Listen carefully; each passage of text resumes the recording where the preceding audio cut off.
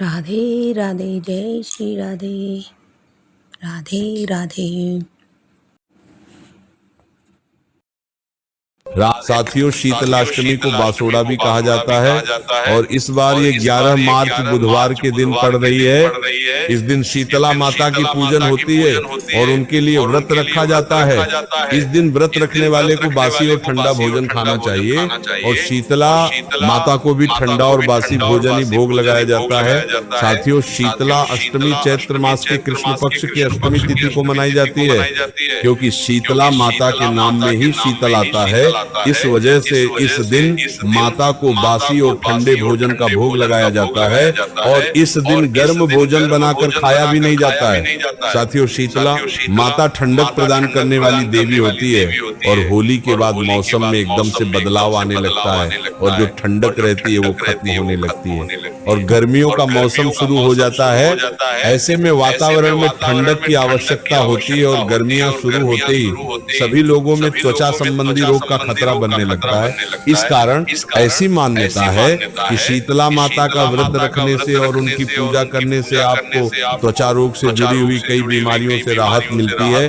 साथियों, जो लोग भी शीतला अष्टमी का व्रत रखते हैं उनको इस दिन सुबह जल्दी उठकर ब्रह्म मुहूर्त में ही स्नान कर लेना चाहिए और अपने व्रत का संकल्प ले लेना चाहिए।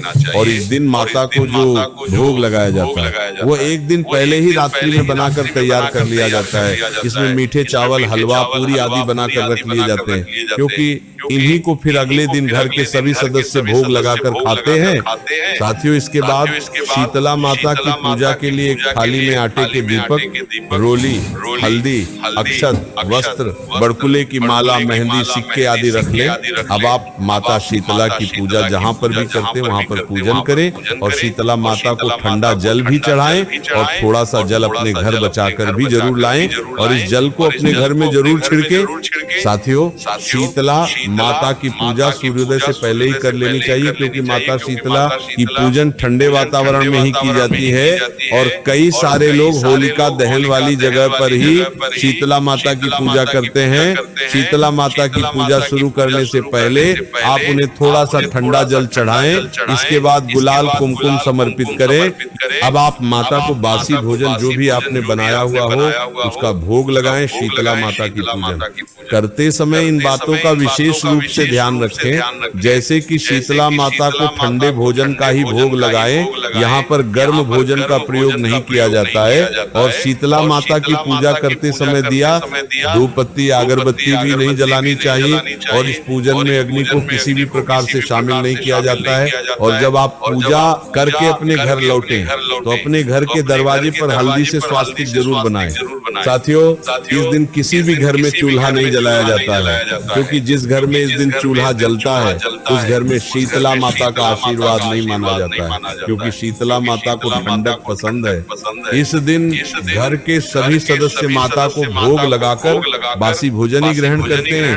इस दिन शीतला माता पर चढ़ाया हुआ जल अपनी आंखों में लगाने से भी हमें बहुत लाभ मिलता है। साथियों, जो लोग होलिका दहन वाली जगह पर जाकर पूजन करते हैं वो लोग सबसे पहले इस दिन सुबह जल्दी उठकर स्नान करके पूजा की थाली तैयार करके होलिका दहन वाली जगह पर जाकर थोड़ा सा आटा गूंथकर एक दीपक बना लेते हैं और उसके अंदर घी की बत्ती रख देते हैं। ये दीपक बिना जलाए ही होलिका दहन वाली स्थान पर रख दें और बासी भोजन का भी भोग वहीं पर लगा दें और फिर थोड़ा सा ठंडा जल उस जगह पर चढ़ा दें। इसके बाद आप लोग मंदिर जाकर माता शीतला की पूजन कर सकते हैं, जिसमें सबसे पहले हल्दी, 6 रोली का तिलक लगाएं और उसके बाद माता को काजल, मेहंदी, वस्त्र समर्पित करें और 3 कड़वारे का सामान भी समर्पित करें और माता को भोग लगाएं। इसके बाद शीतला माता की कथा भी अवश्य सुने। इसके बाद आटे के दीपक से माता शीतला की आरती उतारें और उन्हें थोड़ा सा जल चढ़ाकर वह जल अपने ऊपर भी छिड़क ले। साथियों, अब शीतला अष्टमी के दिन आपको कुछ कार्यों से बचना चाहिए, जिसमें सबसे पहले माता शीतला की आरती भी जल से करनी चाहिए और माता शीतला के भोग में तीखा, नमक और खटाई बिल्कुल भी नहीं होनी चाहिए। साथियों, इस दिन शीतला माता की पूजा करते समय गहरे रंग के वस्त्र नहीं पहनने चाहिए और ना ही नए वस्त्र पहनकर पूजन करनी चाहिए। इस दिन हल्के रंग और धुले हुए कपड़े ही पहनने चाहिए। इस दिन शीतला अष्टमी का व्रत रखने वाले लोगों को घर में झाड़ू नहीं लगाना चाहिए। इसी के साथ इस दिन ऊनी वस्त्रों का प्रयोग भी नहीं करना चाहिए और सुई में धागा डालना भी वर्जित माना गया है और सिलाई कढ़ाई बुनाई भी नहीं करनी चाहिए। साथियों, इस दिन माता शीतला के भोग में प्याज और लहसुन का प्रयोग बिल्कुल नहीं करना चाहिए और ना ही इस दिन प्याज लहसुन का सेवन करना चाहिए। साथियों, शीतला अष्टमी के दिन शराब और मांसाहार का प्रयोग भी नहीं करना चाहिए।